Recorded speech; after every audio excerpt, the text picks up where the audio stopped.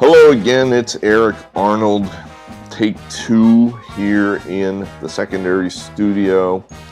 I'm here to bring you free MLB picks for this Friday, July 2nd.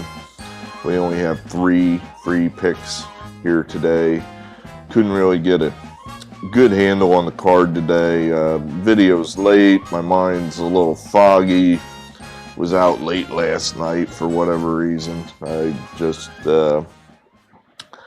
We're still dealing with pandemic hangover here in Pennsylvania where, believe it or not, I get closed out of 2 bars. In other words, last call, sir, but I'm not done. We don't care where you go, buddy, but you can't stay here. So what? I don't know. I couldn't tell you the last time that happened. So at any rate, my mind is just starting to clear now, and it's still not. I just shot a video and the microphone died because I forgot to charge the microphone. So now here we are again.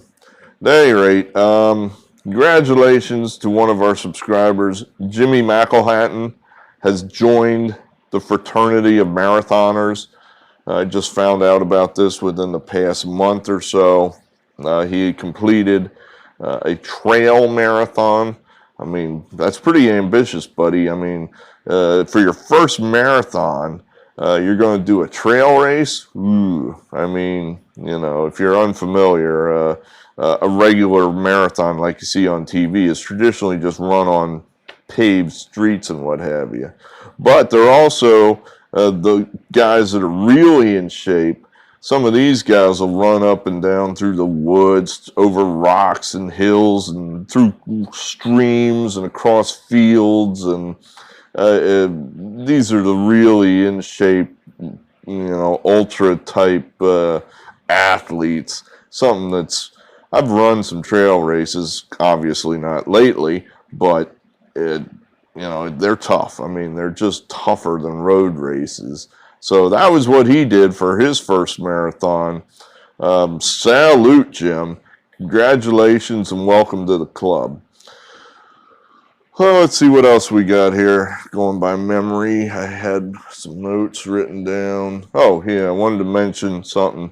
Now, here's some useful information for you, if you don't know this already. I would think most people know this, but I bet a lot of you don't. This is how you find something. Last week, could not find any baseballs. Don't know what happened to them. I knew they were around here somewhere. The grandson and I want to play baseball. We don't know where the damn baseballs are. So, he's rapidly seeing an avenue where he doesn't have to go play baseball now and can just play on his video games. So I said, look, this is how you find something. I'm going to teach you how to find something. So we just went out and bought more baseballs. That's how you find something. If you cannot find something, you simply replace it, buy more of it, and then whatever item you was missing will appear magically. And just as it was, here the baseball that was missing, it appeared just within the past hour. It's in a tin can here, next to the table where I shoot my videos. I don't know what it's doing there, but here it is. So Aiden, this is where the baseball is. See, that's how you find stuff. All right. I guess we got to talk about Trevor Bauer here. I think he's in trouble. The more I think about this, it looks like her statement, the proof that she submitted to the authorities, somebody smacked her around pretty good. Now, I know that's what she asked for, but still, I mean, I guess that's where, the sort of, well, you asked me to do that, but, now she's saying, well, I didn't ask you to punch me. See, I was guessing at that. It's like, well, maybe he punched her. Well, apparently he did punch her over and over again. That was probably not too smart there, Trevor. But then again, when you get back to the choking thing, I mean, she's clearly asking, it's in writing, choke me out. Choke you out? What moron goes, okay, I'm thinking in and of itself, that is illegal. In other words, if I asphyxiate someone to the point of unconsciousness, somewhere in the stack of rules and regulations and laws and what have you, that's illegal, I'm thinking. If I ask you, hey, shoot me in the arm with a 30-06, just because I want to feel what it feels like, that's illegal. You can't just shoot me because I asked you to shoot me. It's still illegal. I think if I shoot myself, it's probably illegal. I don't know. But why he would do he strikes me as one of these guys like Bill Clinton. I think I've mentioned this to you before. Have you ever played Dungeons and Dragons? Way back in the day, I used to play that when I was a child, and they would assign values for different kinds of abilities. You had strength, constitution. It's basically how many times can you get shot or hit with a sword before you die. Dexterity, charisma, and then you always had intelligence and wisdom. Intelligence and wisdom. And I never really understood the difference when I was a child. Now I sort of do. Intelligence, that would be, can you memorize the dictionary? That sort of thing. Can you memorize all these magical spells and cast them? So someone like Bill Clinton, clearly highly intelligent person, can memorize the names of all kind of foreign dignitaries or whatnot. But then what is wisdom? Wisdom is just kind of like common sense. Like, you're the president of the United States and you're getting a blowjob from a 22-year-old. What do 22-year-olds not know how to do? Keep their mouths shut. That's what 22-year-olds do not know how to do. So that would probably be not that smart of an idea. Even though you're a brilliant man and you're smart, that's kind of stupid, getting a blowjob from a 22-year-old.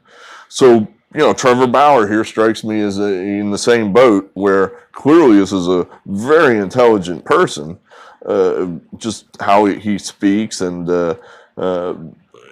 what he's basically presented to us on the internet as far as his videos and what have you. But someone you hardly know at all that you met online is asking you to choke her to the point of unconsciousness, and you do it? Jesus, dude. I mean, were you born yesterday? Jesus, dude. So I think he's in trouble. The baseball media now is banging the table, demanding this guy get suspended. You got two different levels of proof here, right? She's presented her case to the police, and they've had it for over a month, and they don't want anything to do with it. Why do I say that? Well, they would have done something already. They would have already charged him. I think the facts here are relatively, in other words, the facts we know, we know. The facts we don't know, it's going to boil down to he said, she said, and you're never going to determine what actually happened. I think we're at that point already. So the cops, I think, have already made their decision. They're not charging them. That's just my guess. But the bar is much lower when you get into, do I get to keep my job as an MLB pitcher? Do I have to pay her millions of dollars for violating her civil rights?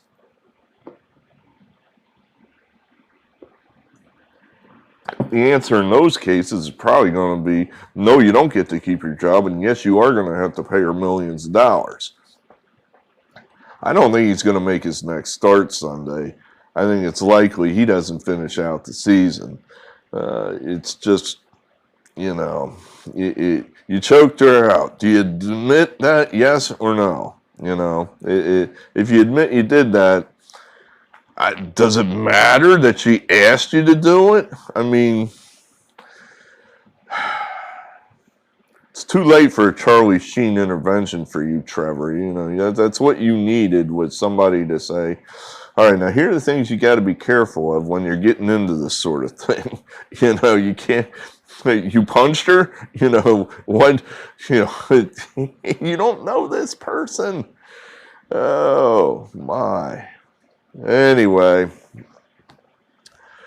I don't know. I guess that's I have a couple friends that have walked on the wild side. I mean, I will neither confirm nor deny that I've done it. I don't think my wife, hey, honey, let's punch each other in the face while we have sex tonight. My wife's pretty strong. I don't think that's something I want to get into. Plus, she holds grudges. So she might, something I did 10 years ago, she might like, when you didn't do this or that, bam! That one time, when I had the green shirt on and you put the green shirt on and you saw we both had green shirts on and then you took it off, boom! I didn't even think I was that big of a deal, but, she clearly remembers it because it's been mentioned more than once. And, obviously nothing physical ever happens. She just, whenever she brings it up, she's pissed. So now if I'm, enabling her to punch me with that, look out. I don't, and I'd be basically suing myself. We're married, so I can't get anything out of it other than, she punches me in the face. I don't want to do that, so let's not do that. At any rate, what do we got here?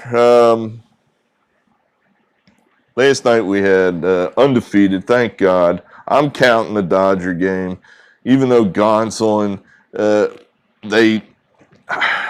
he was going to start. He did not start, but then they used him anyway. In other words, we're going to use an opener. And then this guy's going to pitch all the rest of the game. So the fact Gonsolin pitched the majority of the game, I'm counting that. So 3-0, we needed that to get us back on the winning track. What do we got for you now? All right, here's what we got now. Like the day for the Phillies. I know, I've said the Phillies stink over and over and over again.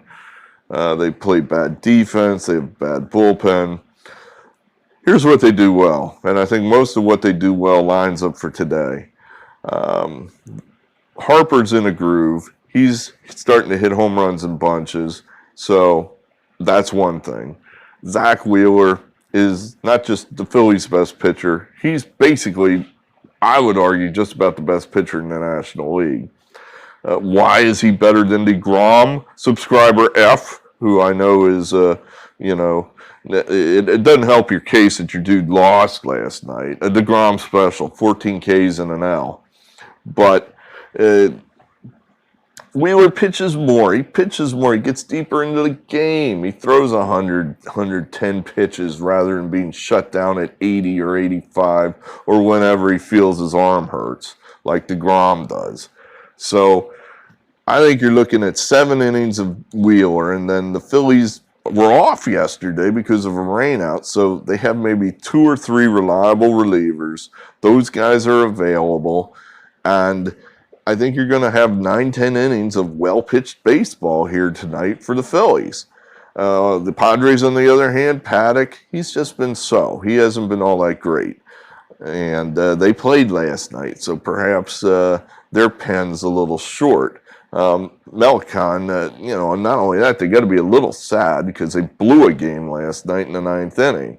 So they got to be a little sad, I think. So this is a great spot. Phillies play better at home. They just do. They always have. And they particularly play better at home here lately in the past couple of years. So only minus 113 tonight, that's a deal. So there's value there. We'll take that. Phillies, 2 stars. We'll try to catch a lightning in the bottle here with the Orioles. See if it's not too late to get on whatever they're doing. All of a sudden now this is a live team. Sweeping the Astros in Houston. That's basically inexplicable. But, I remember now, Don't know if this really means anything, but it's just kind of one of those hunch things. Last real season we had was 2019. The Angels were about where the Angels always are at this time of year, hanging around 500. The Angels had 4 games set in California in July with the Orioles. Perfect spot for the Angels to sweep them and then get on a little bit of a run and get back in the race. They lost 3 out of 4. 3 out of 4 at huge prices, knocking the Angels essentially out of contention. So I'm just kind of thinking that, you know, the Orioles might be a team that give the Angels trouble. The Angels coming off a huge upset win at New York. Maybe they are still just a little giddy over coming back and beating Aroldis Chapman, and might not be focused on the who can take seriously Orioles. So we'll try to steal one there. We're at a big price with the Orioles. And then our top play, the Rangers. They're playing well. They took 2 out of 3 over the A's.